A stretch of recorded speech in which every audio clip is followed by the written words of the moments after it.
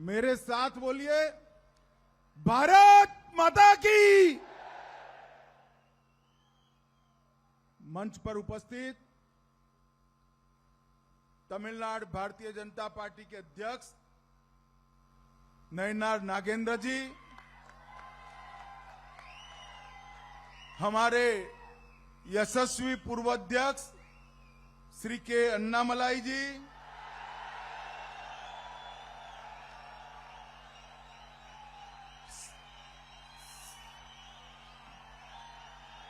श्री ए मुथु पलेवेरम जिला अध्यक्ष जी,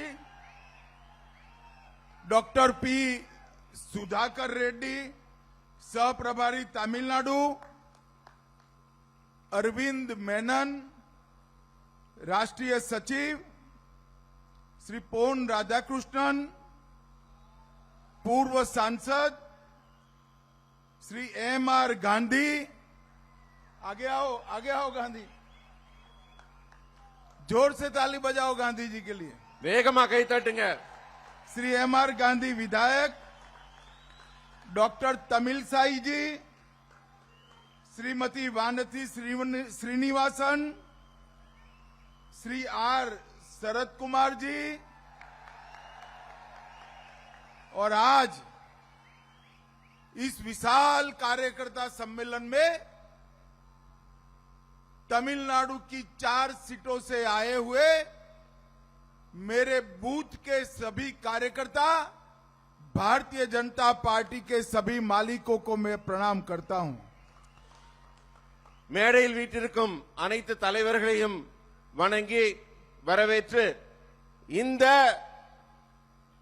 இந்த நிகழ்ச்சியில் கலந்து கொள்வதற்காக 4 பெருங்கோட்டங்களிலிருந்தும் மிக திரளாக வந்திருக்க பாரதிய ஜனதா கட்சியின் பூத் சொந்தங்கள் அனைவரையும் வணங்கி வரவேற்று மகிழ்கிறேன். सबसे पहले मैं तमिलनाडु की धरती पर महान तमिल भाषा में बात नहीं कर पा रहा हूं, इसलिए आप सभी की क्षमा मांगता हूं. இந்த மிக புண்ணிய பூமியான தமிழகத்தில் தமிழ் மக்களாகிய உங்களிடத்தில் தமிழ் மொழியில் பேசவில்லை என்ற வருத்தம் எனக்கு இருக்கிறது. அதற்காக உங்களிடத்தில் முதலில் மன்னிப்பு கேட்டுக்கொள்கிறேன்.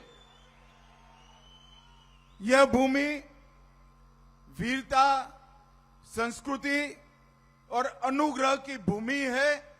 यह भूमि को भी मैं प्रणाम करता हूं. இந்த மண் சரித்திர முக்கியத்துவம் வாய்ந்தது, வீரம் மிக்கது, பண்பாடு மிக்கது, கலாச்சாரம் மிக்கது. முதலில் தமிழக மண்ணை வணங்கி என் உரையை தொடங்குகிறேன். हमारे नागालैंड के दिवंगत राज्यपाल, तमिलनाडु के ही धरतीपुत्र श्री ला गणेशन जी कुछ दिन पहले दिवंगत हो गए. मैं आज ला गणेशन जी ने पूरा जीवन जो भारतीय जनता पार्टी का काम किया, उनकी आत्मा की शांति के लिए प्रभु को प्रार्थना करता हूं.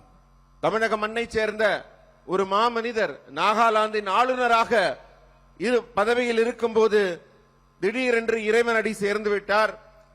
தன் வாழ்க்கையே பாரதிய ஜனதா கட்சிக்காக தியாகம் செய்த அந்த மாமனிதரின் ஆன்மா அமைதி பெற வேண்டும் என்று அவருக்கு நினைவஞ்சலி செலுத்தி நான் இங்கே என் உரையை தொடங்குகிறேன். सबसे पहले मैं देश के प्रधानमंत्री नरेंद्र मोदी जी और पार्टी अध्यक्ष श्रीमान नड्डा जी को धन्यवाद करना चाहता हूं कि हमारे तमिलनाडु के ही नेता सीपी राधाकृष्णन जी को उपराष्ट्रपति पद का प्रत्याशी बनाया है.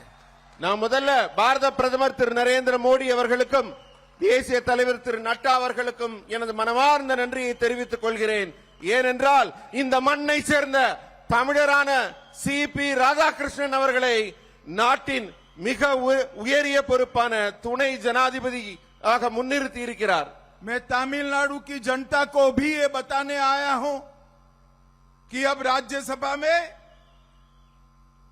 उपराष्ट्रपति पद पर आसीन होने के बाद सभापति के रूप में तमिलनाडु का बेटा श्री सीपी राधाकृष्णन विराजमान होने वाले हैं. ராஜ்யசபை தொடங்கும் போது துணை குடியரசுத் தலைவர் தான் அந்த சபாநாயகராக ராஜ்யசபையிலே இந்த தமிழ் மண்ணை சேர்ந்த திருமகனான சிபிஆர் அவர்தான் வீட்டிற்க போகிறார் என்ற மகிழ்ச்சியான செய்தியை உங்களுக்கு தெரிவித்துக் கொள்கிறேன். मित्रों, पहले भी एनडीए ने ही एपीजे अब्दुल कलाम जी को भारत का राष्ट्रपति बनाकर ये सम्मान दिया था. முதலில் நம்முடைய என்டிஏ கூட்டணியில் தான் தமிழகத்தைச் சேர்ந்த விஞ்ஞானியான திரு ஏபிஜே அப்துல் கலாம் அவர்களை குடியரசுத் தலைவர் என்ற மிக உயரிய பொறுப்பிலே நாம் அமர்த்தி அழகு பார்த்தோம். नरेंद्र मोदी जी ने हमेशा तमिलनाडु, तमिल भाषा और तमिल संस्कृति का गौरव करने का काम किया है. நமது பிரதமர் மோடி அவர்கள் எந்த காலகட்டத்திலையும் தமிழ் மண்ணையும் தமிழ் மக்களையும் தமிழ் மொழியையும் தமிழுடைய முக்கியத்துவத்தையும் உணர்ந்தவராகத்தான் இருந்திருக்கிறார். अभी अभी मोदी जी ने महाराज राजेंद्र चोल ने वर्षों पहले गंगईकोंडा चोलापुरम मंदिर का निर्माण शुभारंभ किया था. इसके उपलक्ष्य में भगवान बृहदेश्वर का अभिषेक कर कर गंगा का पानी लेकर जैसे राजा चोल आए थे, मोदी जी ने भी वहां श्रद्धांजलि देकर मंदिर का महिमा मंडन करने का काम किया. தமிழ் மண் மொழி மக்கள் பண்பாடு இதையெல்லாம் பாதுகாத்து வரும் நம் பாரத பிரதமர் மோடி அவர்கள் இப்பதான் சமீபத்தில் தஞ்சையில மிக பிரபலமான நம்முடைய சோழ மன்னர் ராஜேந்திர சோழன் அவர்களின் நினைவை கொண்டாடும் வகையிலே கங்கை கொண்ட சோழபுரத்தில் அவருடைய திருவுருவச் சிலை நிறுவி அவருடைய நினைவை போற்றி மாபெரும் விழா எடுத்தார். அது மட்டுமல்ல, பிரதமர் பிரகதீஸ்வரர் கோயில்ல எப்படி கங்கையை கொண்டு அங்கேந்து கங்கையை கொண்டாரோ, கங்கையின் புத்திரரான நமது மோடி அவர்களும் கங்கை நீரை கொண்டு வந்து இங்கு அபிஷேகம் செய்து வரலாற்றை இன்னொரு முறை நிகழ்த்தி காட்டியிருக்கிறார். सौराष्ट्र तमिल संगमम, काशी तमिल संगमम और पवित्र गंध तिरुकुल्लर को 13 भाषाओं में अनुवाद करने का काम नरेंद्र मोदी जी ने किया है. காசி தமிழ் சங்கமம் என்ற மிகப்பெரிய நிகழ்வு ஆண்டாண்டு நடைபெறுகிறது. இது மட்டுமல்ல, சௌராஷ்டிரத்துக்கும் தமிழகத்துக்கும் இருக்கும் உறவை போற்றும் வகையிலே சௌராஷ்டிரா தமிழ் சங்கமும் நடைபெற்றது. நம்முடைய மிகப்பெரிய தெய்வீக கவியான திருவள்ளுவரின் திருக்குறளை 13க்கும் மேற்பட்ட மொழிகளிலே இப்போது மொழி மாற்றம் செய்து மோடி அவர்கள் தமிழுக்கு அணி சேர்த்திருக்கிறார். मित्रों, अभी अभी थोड़े समय पहले पहलगांव में पाकिस्तानी आतंकवादियों ने हमारे निर्दोष नागरिकों की हत्या की. मोदी जी ने वादा किया था कि आतंकवादी और उनके आकाओं को हम सबक सिखाएंगे, और मोदी जी ने ऑपरेशन सिंदूर की परमिशन देकर पाकिस्तान के घर में घुसकर इनके आतंकी अड्डों को समाप्त करने का काम किया है. சமீபத்தில் அப்பாவி பொதுமக்களை எல்லாம் மதத்தின் பெயரால கொலை செய்த மிகப்பெரிய துக்ககரமான ஒரு நிகழ்வு பெஹல்காமில் நடைபெற்றது.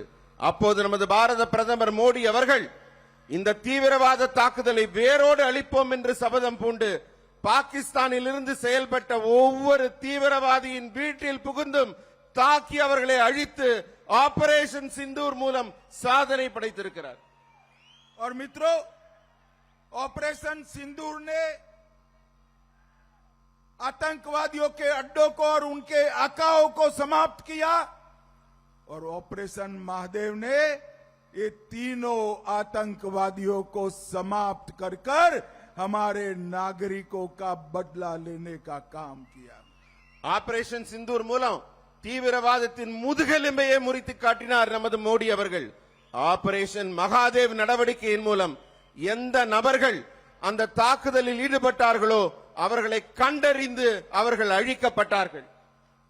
भाइयों बहनों, तिरुवल्लुवर ने सदियों पहले तिरुकुल्लर में शेर की व्याख्या की थी, राजा की व्याख्या की थी.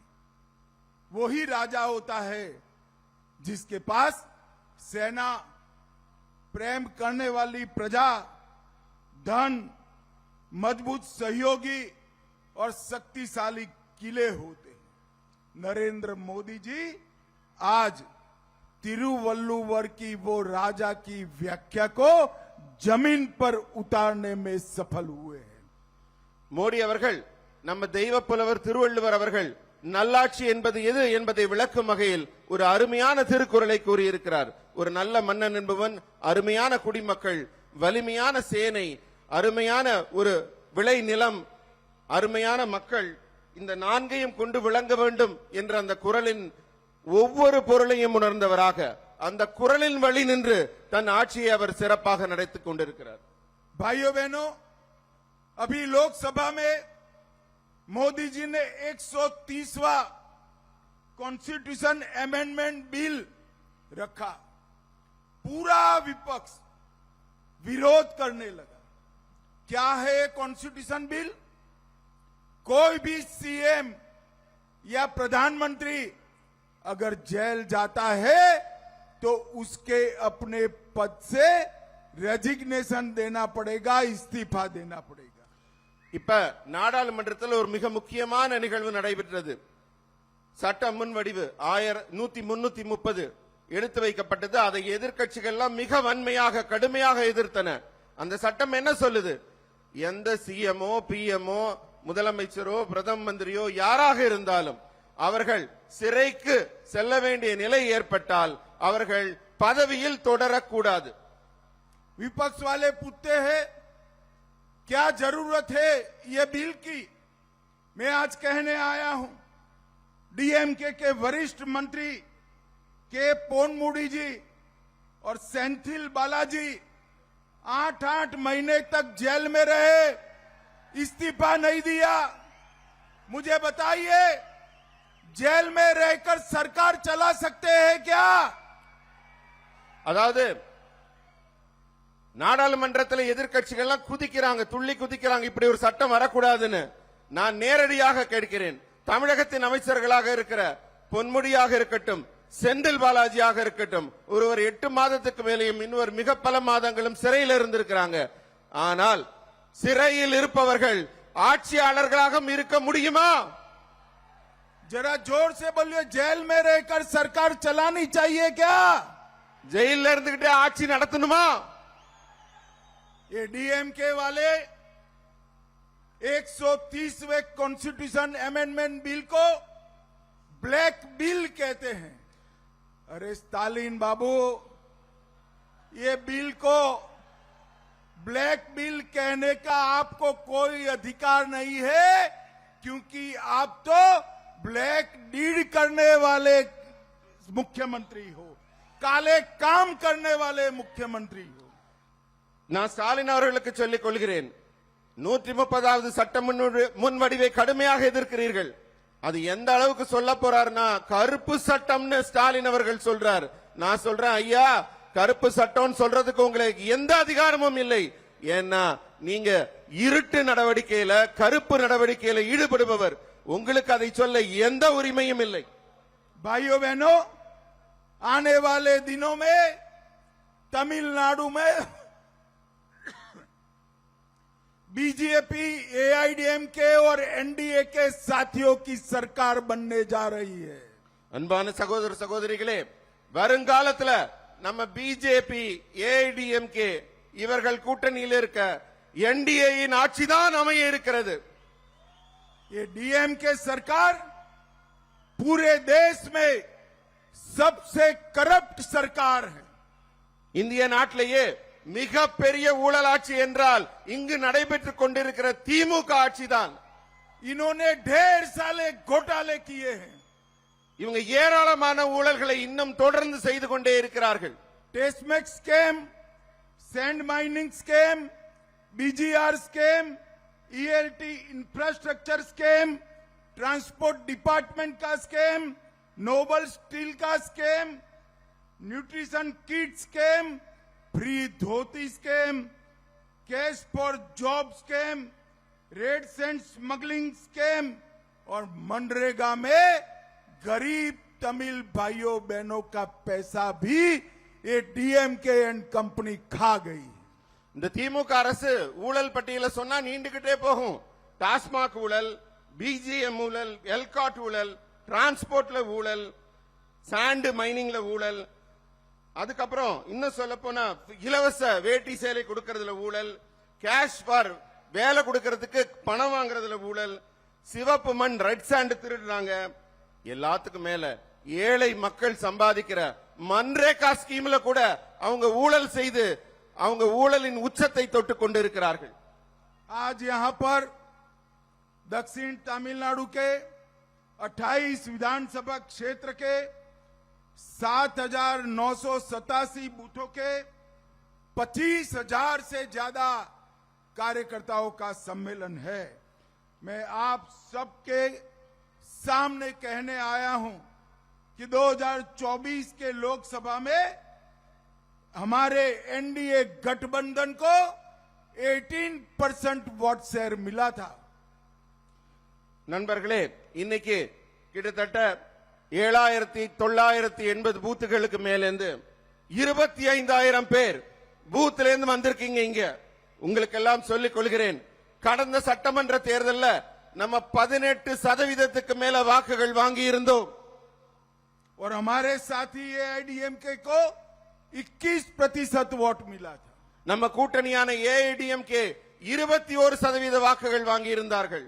दोनों का टोटल करते हैं तो लगभग 39% वोट एनडीए का होता है। வெறுமன இரண்டையும் கூட்டி பார்த்தாலே நம்ம 39% வாக்குகளை மிக எளிமையாக பெற்றுக் கொண்டிருக்கிறோம். एनडीए का एआईडीएमके के साथ गठबंधन केवल राजनीतिक समझौता नहीं है, तमिलनाडु के विकास का एक नया रास्ता है। என்டிஏ கூட்டணி வெறும் அரசியல் கூட்டணி அல்ல, அதிமுகவோட இருக்கிறது. தமிழ்நாட்டை மேன்மையடைய செய்ய, வளர்ச்சி அடைய செய்ய, தமிழ் மக்களை முன்னேற்றுவதற்கான கூட்டணி. भाई और बहनों, अभी अभी हमारे सारे नेताओं ने बताया, भारतीय जनता पार्टी देश भर में जहां पर भी चुनाव लड़ती है, जीतती है, वो चुनाव का श्रेय हमारे बूथ के हजारों लाखों कार्यकर्ताओं को जाता है। நண்பர்களே, இப்ப பேசின எல்லா தலைவர்களும் சொன்னாங்க, போட்டியிட்ட எல்லா இடத்திலும் பாரதிய ஜனதா கட்சி மிகப்பெரிய வெற்றியை குவித்துக் கொண்டிருக்கிறதுன்னு. அந்த மாதிரி நம்ம இந்தியா முழுமையும் வெற்றி பெறுவதற்கான காரணம் உங்களை மாதிரி இருக்கிற பூத்ல வேலை செய்யறாங்க பாருங்க, அவங்க தான் அந்த வெற்றிக்கான காரணம். अगले 8 माह के अंदर हमारा हरेक कार्यकर्ता नुक्कड़ सभाएं करेगा, घर घर जाएगा, तमिलनाडु की हर माता बहन, दलित, आदिवासी पिछड़े का संपर्क करेगा और मोदी जी की योजनाएं और मोदी जी के विकास के एजेंडा को तमिलनाडु के हर घर में पहुंचाने का काम हमारे भारतीय जनता पार्टी के कार्यकर्ता करेंगे। நண்பர்களே, நீங்களாம் செய்ய வேண்டிய மிகப்பெரிய பணி இப்ப என்ன இருக்குன்னா, வரப்போற 8 மாத காலத்துல ஒவ்வொரு பூத்துல இருக்கவங்களும் தெருமுனை கூட்டங்கள் போட வேண்டும். தெருமுனை கூட்டங்கள் போட வேண்டும், வீடு வீடாக போக வேண்டும். அதே மாதிரி எல்லா சகோதர சகோதரிகள், தாய்மார்கள் எல்லாரையும் பார்த்து மோடி அவர்களின் அரிய பல திட்டங்களை எல்லாம் எடுத்து சொல்லணும். அவங்க எல்லாம் எப்படி பயன்பெறுவார்கள். அதே போல தலித் மக்கள், பிற்படுத்தப்பட்ட மக்கள், ஒடுக்கப்பட்ட மக்கள், இவர்களை எல்லாம் நீங்க சந்தித்து பேச வேண்டும். அவர்களுக்கு என்னென்ன திட்டங்கள், நம்ம ஆட்சி திட்டங்கள், அரசு திட்டங்கள் பயன்படும் என்பதை அவர்களுக்கு விளக்கி வீடு வீடாக சென்று நீங்கள் மக்களை சந்திக்க வேண்டும். हमने केवल भारतीय जनता पार्टी नहीं, हमारे सभी सहयोगों को चुनाव जिताने के लिए काम करना है। நம்ம கூட்டணியில போட்டியிடுற ஒவ்வொரு வேட்பாளரின் வெற்றிக்காகவும் நீங்கள்லாம் உழைக்க வேண்டும்.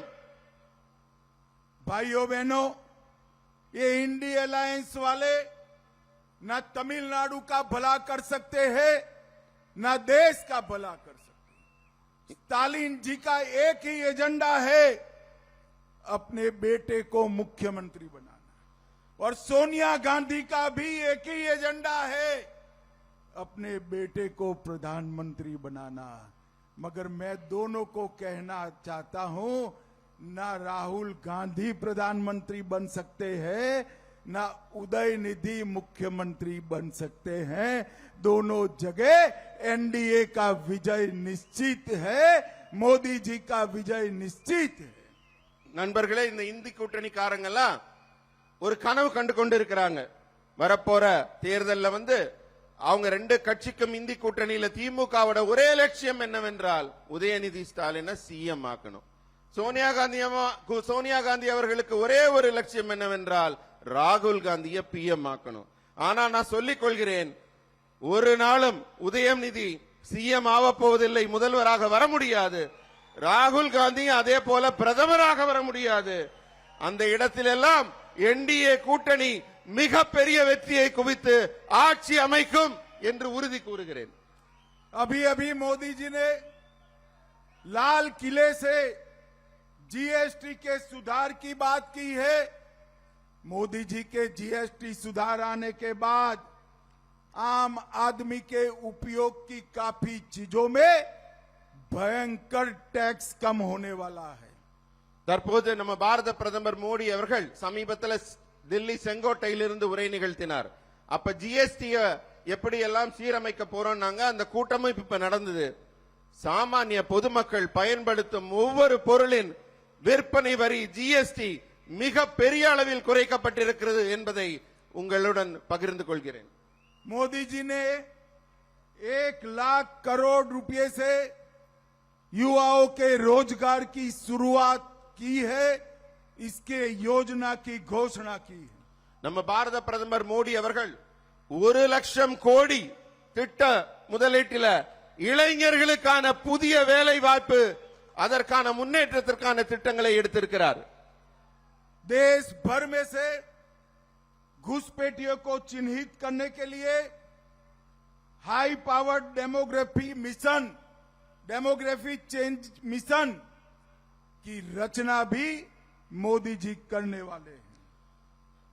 நம்ம டெமோகிராஃபினா நம்ம நில அமைப்பு, நம்ம வாழ்வியல் அமைப்பு, நம்மளுடைய வளர்ச்சியை ஒவ்வொரு பகுதியிலும் ஒரு இடம் உயர்வாகவும் மற்ற இடம் தாழ்வாகவும் இல்லாமல் எல்லாவற்றையும் முன்னேற்றக்கூடிய அளவில் மிக அரிய திட்டத்தையும் இப்போது அவர் கொண்டு வந்திருக்கிறார்.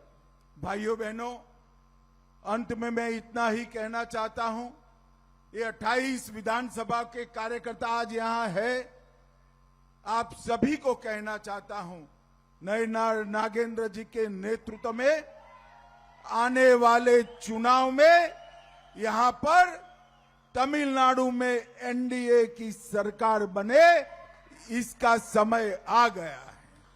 डीएमके को उखाड़कर फेंकने के लिए भारतीय जनता पार्टी का एक एक कार्यकर्ता आज से लेकर चुनाव तक अपनी कमर कस ले और मोदी जी के नेतृत्व में भारतीय जनता पार्टी और एनडीए को विजय दिलाने के लिए संकल्पबद्ध हो. நண்பர்களே, இங்கே 28 சட்டமன்ற தொகுதியிலிருந்து ஒவ்வொரு பூத்ல இருந்தும் நீங்க எல்லாம் வந்திருக்கீங்க. வரப்போற வெற்றியை நீங்க முன்னறிவிப்பு செய்வதற்காக இங்க வந்திருக்கிறீங்க.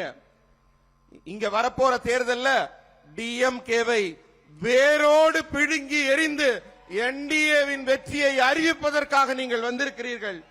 என்டிஏவின் மிகப்பெரிய வெற்றியை உங்கள் ஒவ்வொருவரின் உழைப்பால் தான் கொண்டு வர முடியும். मुझे बताइए, आप लोग अपने अपने बूथ में परिश्रम से हमारा समर्थन जुटाएंगे?